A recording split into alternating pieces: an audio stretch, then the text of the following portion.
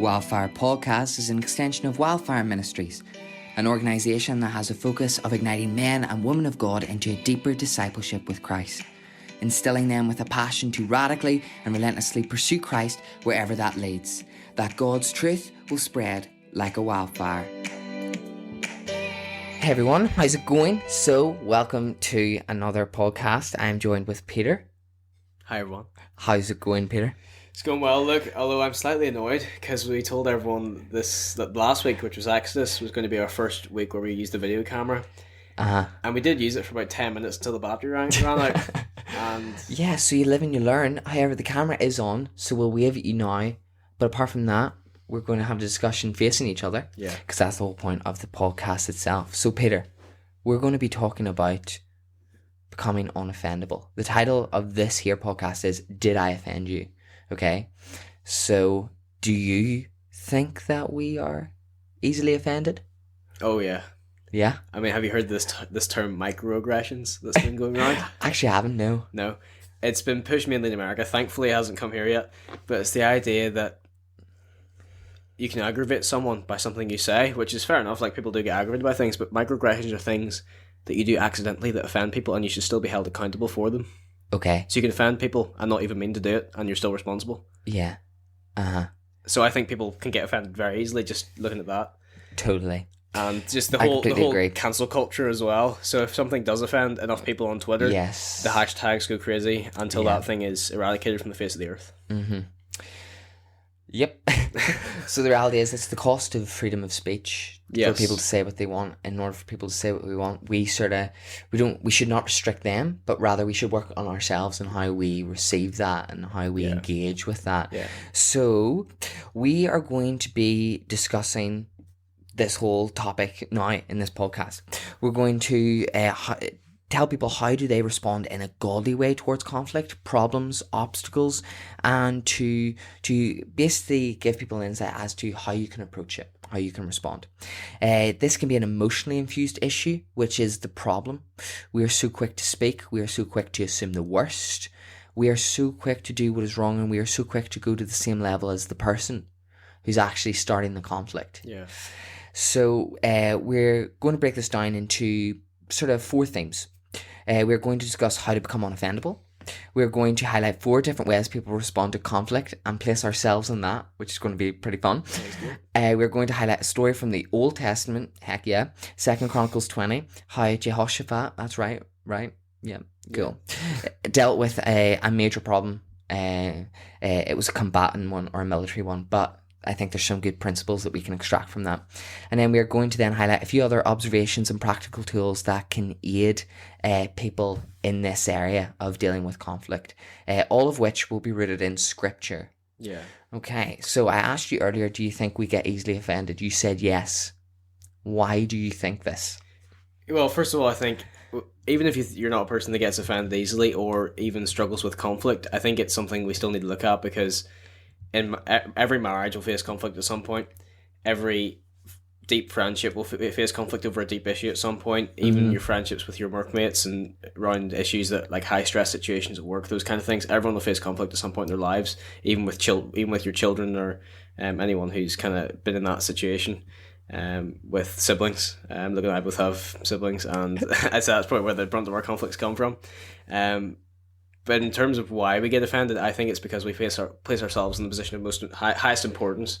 Essentially, like, I'm the most important person in my life, so whatever offends me should offend everyone else, and whatever offends me that's how everyone else should operate as well. They shouldn't say anything that offends me because I'm the most important person, which we're all guilty of. We're all guilty of pride in some regard. Okay, so you're saying that conflict can be symptomatic of self-egoism, or this pride, that it's about me, it's about my sensitivities and how you should cater towards that, when the reality of the gospel message is it's about the other person, and it's about how we make them comfortable and how we should be self-sacrificial in our love towards them. Even I think in Matthew chapter 7, Christ says to take the plank out of your own eye before you point out the speck in your brother's eye.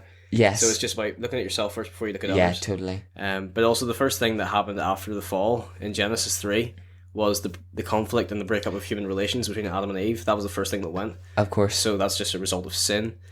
And especially like some quick fixes some verses that I found especially were Proverbs 9:19-11, which says, good sense makes one slow to anger, and it's to his glory to overlook an offense. So just another example is just look, you can overlook things. If you can overlook it, then do it. It's of no harm to you. Just put yourself in the lower position and overlook the offense. And then one more verse before we go into those 4 categories you talked about earlier is just Proverbs 27:6, which says, faithful are the wounds of a friend, prefers to the wounds of a friend. So it's the idea of, sorry, I think that the second part of that verse I've written that down wrong, but it's faithful are the wounds of a friend. It's essentially the idea that sometimes people say things that hurt you, but you need to try and extract the good you can out of it. Maybe they're saying it for your own good. So look, if for example, if you were in sin and I came up to you, you might get offended if I told you were in sin. But then you have to assume the best about the other person. They're doing it for your own good. Totally. So it's that idea of you're coming towards me, and that's something that we need to get better at, as in assume the best in the other person and how they're approaching me. Yeah. And then actually say, like Ephesians 4 says about speaking truth in love is how we'll grow. I can then imagine if I could conclude that every brother and sister in Christ is coming to me towards love. So that's just a default. I don't have to. So whenever they're coming to rebuke me, I know that it's in love. So now I need to extract the truth of the statement or the truth of the thing that they're giving me, and not be so narcissistic and completely to say, your point's not relevant here. Go away, or respond in some means of conflict, or at least create a conflict. I would say that you talked about the fall. Within the fall, we became corrupt. Even the morality that is within us is made defective and becomes thwarted by our sinful nature. So Romans 2 talks about the morality that God has placed in our heart. And then I've got a few verses that talk about this. So it says in Proverbs 12:15, the way of a fool is right in his own eyes. Proverbs 16, all the ways of a man are clean in his own sight. And even if you read in Judges, I think it is, that they did right in their own eyes. Yeah, that's Judges. So it's that whole idea that we have this perception that what we do is right. And it's so construed or mixed up by our sin. And that's why we always have to have people who hold us accountable. You know what I mean? People who can give us direction. So I think that's an important point to understand. The thwarted nature and sin has even made our own capabilities to perceive things is just totally distorted. So that's something that we have to understand, that we're looking through this and through broken glass. And so we need to get other people's point of views to see more clearly into the problem. And 1 Corinthians 15, Romans 5, Job 31, Psalm 51, all talk about the inherent sinful nature that is within us. And you can go read those passages for yourself. They're pretty transparent and revealing to who we are. Romans 3 is another passage, Peter. Yeah, I'll read that for us, sure. So Romans 3 says, there is no one righteous, not even one. There is no one who understands. There is no one who seeks God. All have turned away. They have together become worthless. There is no one who does good, not even one. Their throats are open graves. Their tongues practice deceit. The poison of vipers is on their lips. Their mouths are full of cursing and bitterness. Their feet are swift to shed blood. Ruin and misery mark their ways. And the way of peace they do not know. There is no fear of God before their eyes. Yeah. So if you actually read the context of the passage and what Paul is saying, there's an applicability there that is to us all, to the Jew and to the Gentile alike. And it's just talking about our sinful nature and how they're, especially in that topic or that context that Paul's saying is that just nobody that he could see was doing good. Everything was being distorted. Isaiah 64 says that all of our righteous acts are like filthy rags.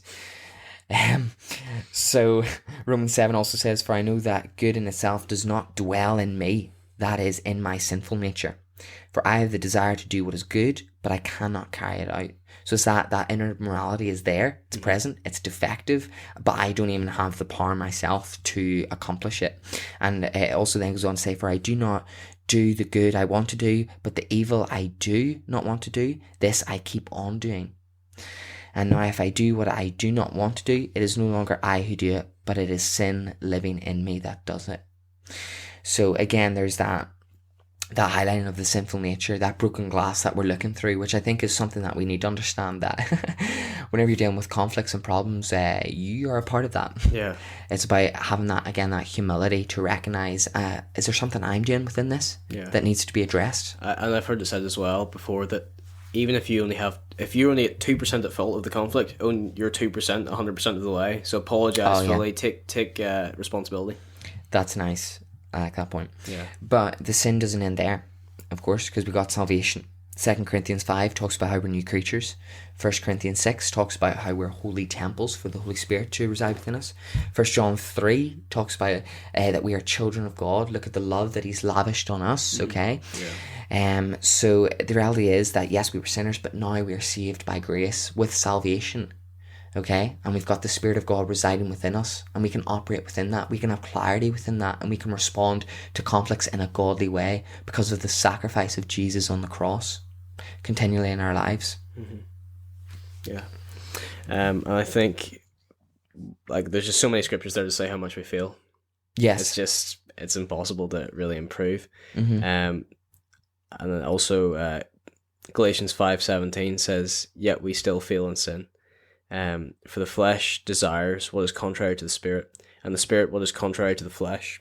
They are in conflict with each other, so that you are not to do whatever you want. So, yeah. Exactly. So we're sinful nature, then we have salvation, but yet we still sin, we still feel, and this is self-evident in conflicts especially. And it's that whole idea, well, that's because the Spirit is against the flesh against the Spirit. There's this conflict, and you yourself must make the decision to respond and walk in the Spirit, especially with regards to conflicts. So again, it's that idea of just extracting yourself from the situation in order to highlight conflicts and resolve and respond to them in a godly way. Yeah. Okay, so whenever something happens or someone says something, you should not be dictated by this, because you're not under the flesh anymore. You have the Spirit of God residing within us. And it's important that we deny ourselves. And this is difficult enough. However, it's most difficult when it is instinctive. So the idea of everything in the flesh, that there's nothing good comes out of the flesh. Well, so often or not, conflict scenarios put us in a position where we're instinctively responding. Instinctively in the flesh especially. Yeah. So it's like if you say something to me, I'm not able to control myself. It's just, you know what I mean? You might go aggressive, you might slag the other person off, you might level with that person in the conflict. Yeah. So it's that idea of, yes, it's the sinful nature, but what you need to do is remember that you're walking in the Spirit. And in conflict scenarios, that's very difficult to do. It's about giving yourself a bit of breathing room here as to what is the correct approach, how am I going to respond. So people like myself seem to think that there's always one option, one response, and that's to speak. But there is two. Ecclesiastes 3:7 says a time to speak and a time to be silent, which is very important, especially in conflict scenarios. You know what I mean? If you've got nothing of any substance or of any value or anything that's going to neutralize the current situation that you're in, then you're you're better remaining silent. Yeah, because you can just add to the conflict. Things just get worse and worse if you don't take time to think about your words. And it's the idea as well that since we are in a narcissistic state and we think ourselves highest, we don't want to leave them with the last word. It's always like those arguments you see on TV where someone says something and then just as the person's leaving, they mutter something under their breath just so they can, in their own minds, be the winner of the argument. They don't even win the argument, but they just want to be the winner in their own minds. Yeah. So it's just that idea, you don't have to say something if you don't want, if it's not beneficial. Yeah, totally. And then there's Proverbs 17. This was coined, I'm pretty sure, or renovated by Abraham Lincoln. Yeah. It is better for people to think you're a fool than to speak and remove all doubt. That's Abraham Lincoln's version, isn't it? Yes, yeah. But that's totally based off the proverb that's given in Proverbs 17. So if you decide to speak, how should you respond, Peter? Well, I think it's important to extract yourself from your emotions, which is hard to do for a lot of people because we are emotional beings. Yep. But just respond in a way that you've considered. Don't just say something off the top of your head. Take the time, think about it. Even if it's something that's really offended you, but you know it shouldn't. It's something silly. Then and even if you do say something that's going to be stupid, then don't say anything at all. Just take the time and think about it. But if you're going to say something, try and make it in a way that try and make it in a way that I'm trying to say this diplomatically as well. Uh-huh. Try and say it in a way that you're just not going to offend them back. Say it in a way that's going to actually mend the situation. So you're learning why they said that thing. Yeah. So you can get their reasons behind it. Maybe they have genuine reasons, like we said earlier. Yeah. That kind of thing. So yeah, totally, and just operate within the fruits of the Spirit. Let your words be seasoned with salt. Look at the life of Jesus and how he dealt with things. James says that your tongue, it is a world of fire, a world of evil. Again, recognize the problem and the threat of your tongue, and recognize that that's something that needs tamed. Because so often or not, we don't think that we're just so flippant in our speech and our conversation, and this is where it requires discipline elsewhere. Mm-hmm. You know what I mean? Whenever you're limiting yourself and exhibiting self-control in other conversations, this will help you whenever you deal with conflicts, because you've trained yourself to not just be so flippant in your speech or to speak. Yeah. Something that I do wrong quite often is I do, in hindsight, look back and say, okay, I could have said that better. That wasn't the best way to put that. Mm-hmm. But again, because of my own pride and arrogance, I don't want to go and apologize for it. Yeah. Because I just think they'll think less of me, or that's just a weak thing to do. Yeah, I need to just shut up about it, because in truth they probably have forgotten about it, but it shows authenticity to go up and say, okay, I said this yesterday. Yeah, I'm sorry for putting it this way. I could have worded that better. Yeah, and that's difficult, but you know what I mean. People are listening to that. The difficult part's not hearing what we're saying; it's about applying it. Yeah. So apply it. Yeah. So whenever you're faced with an antagonistic circumstance, two options: speak, but do so as with those verses, seasoned with salt, and thinking about the other person, or be silent. Mm-hmm. Take a step back, exhibit self-control, don't operate within the flesh. Okay? So that's sort of point number one we're trying to highlight. W.E.N.I. What do I mean by that, Peter? Shout out to the porch for this. So W.E.N.I is an acronym, and it sort of highlights like the 4 different responses you can take in conflicts. Mm-hmm. So W is to withhold from the conflict, A is to escalate, N is to approach it with a negative lens, or I is to invalidate. So whenever you get into a conflict, you withhold, as in, I don't want to approach this, I'm leaving, you flee, run away, get as far away as the conflict as possible. E is escalate, that is to, there's a problem, like, let's resolve this and do it now. Yeah. N is to approach it with a negative lens. There's a problem, you come up with me with like chastisement or rebuke or something, it's like, oh, you know what, you're a horrible person, do you know what I mean? You're just, go away. Yeah. And then I is to invalidate. That is to just invalidate the other person's feelings. Like, if I'm offended and I come approached you in impunity and said that sort of antagonized me a wee bit there, and you say, oh, just shut up, you know what I mean? Toughen up. Yeah. There's a time and place for that, to be honest with you. Yeah, there is. But you can't be invalidating about the other person. You have to have empathy. So what are you, Peter? Probably a combination of the last 3, to be honest. You escalate. You approach it with a negative lens, and you also invalidate the other person. I'd be the type of person to say, so man up. So let's resolve this. You're wrong. Deal with it, and don't approach me with anything. It's like all 3 on the go. Probably more. Overall, I'd say I'm an escalator. Yes. I like getting things dealt with, even if it's not dealt very, very well. Yeah. I think I just want to get out of the way and dealt with. I'm the same. Yeah. Escalator. I know we watched a funny sermon where whenever especially, we're going to highlight this later, but predicaments arise, where you've 2 people who respond differently. So one withholds, one escalates. So a person who withholds says, I don't want to deal with the conflict, and they go away. And then like the other person, could be like a spouse or in a relationship, a friend, say, come back here. Get back here. I want to resolve this now. Yeah. So the reality is there's 4 there. We shouldn't invalidate what people say. Mm-hmm. We should treat with empathy and love and respect. And we shouldn't take things with a negative lens. That's the whole point. Don't take things so personally. Yeah. I know that's easier said than done, but if you actually were to exercise that in your life, it would truly benefit your life and the lives of others. It's also though important to know which style you are, because everyone will naturally have a style. So it helps everyone if you're able to say, okay, just... Yes. Like Luke and I both know our different styles, so it's easy to... So whenever we do have a conflict, we know how we're going to respond, so we can anticipate how we deal with it. Escalate.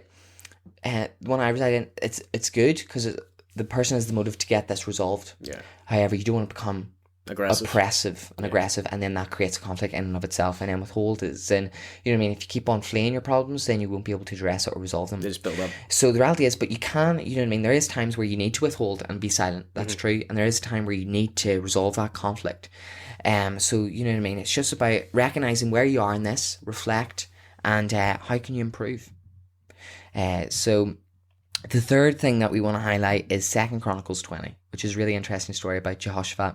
He was basically faced with 3 different armies were coming at him. And he was the minority army, obviously, and this was a serious problem, and he went to God with it. And I think whenever you read the passage, there's certain things you can highlight, and I actually think if you were to do what Jehoshaphat did, it would actually truly help you with your conflicts. So Jehoshaphat said, "We do not have the power to face this vast army." He recognized his own inability in the flesh. That's what we need to do. Recognize how we can't deal with things.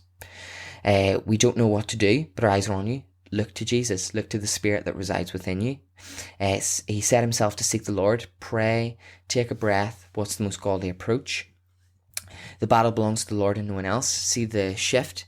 So he went from the earthly lens, which was himself, and then now he's a heavy lens. This belongs to God. Every conversation, every conflict, this belongs to God.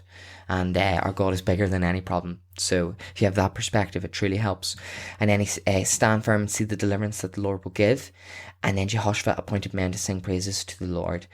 So remember that on your part, you need to try and resolve the conflict as best you can, and that's all you can do. It's then up to the other person how they're going to approach it. So you come with humility and say, "This, resolve this," and if they don't want to, give them the space and the time, no matter how long that takes. And also, appointed men to sing praises to the Lord. Give God the glory for conflict resolution. Give God the glory for everything that you do, for your breath, for the things you eat and drink, and for the friendships that you have, and for God maintaining and preserving that.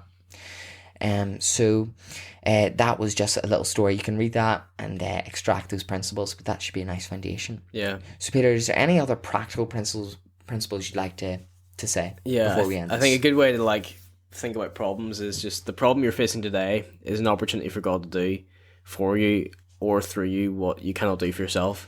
It's like that idea with Jehoshaphat. Problems are just opportunities when you treat them as such, or a problem not anticipated is a problem, but a problem anticipated is an opportunity. So if you don't expect conflict, when it comes, you will respond in an emotional way, and then go into one of those 4 styles and in the worst possible way. Yeah. But if you always anticipate you're going to have a conflict, which, like we said, it's probably inevitable at some point. Yeah. Because no one's perfect. Totally. Then that's the opportunity to show grace and the fruits of the Spirit in the way you respond to that person, in the way you resolve that conflict. Totally.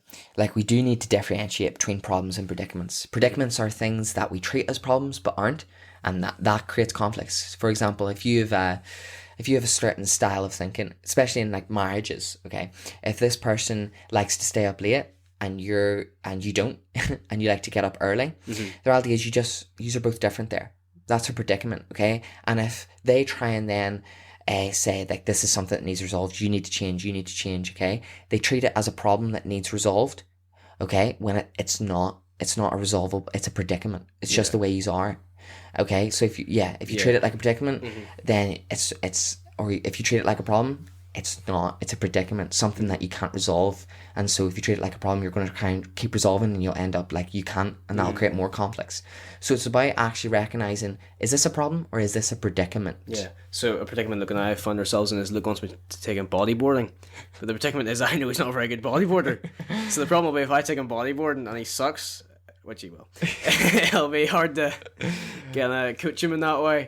So the predicament and the solution I found is to just keep him away from the water as much as possible so he doesn't get into any water. Wow, accurate? That's great. Yeah. Thank you for that. No, I will say this about Luke. He is probably, out of everyone I know, the person who is slagged off the most, roasted. Oh, look, he's very easy to roast. Yeah. Anyone ever seen Flushed Away? He even does it to himself now. I wasn't even going to bring up the Flushed Away thing. Flushed Away. There's an animated movie called Flushed Away with an animated mouse, and people say I look like that. Even my Leavers Assembly, there was a video. It felt like an hour. It was just my image and the Flushed Away image.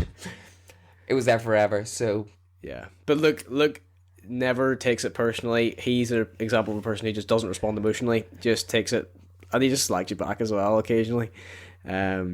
I think he could probably do it more often if he wanted to. He would get away with it. But that's just an example of a way you can just you just take these principles and apply them like Luke's done, and you don't need to get offended by every single little microaggression. Totally.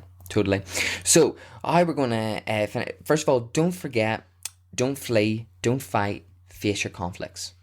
And then we're going to end a nice little metaphor. So basically there's this idea of a sculpting metaphor. So you have this big block of ice, and then someone's going to try and sculpt a beautiful masterpiece. The rookie comes along with a hammer, and in one blow he tries to hit it and tries to create this beautiful masterpiece in one blow. You get me? But the reality is you can't do that.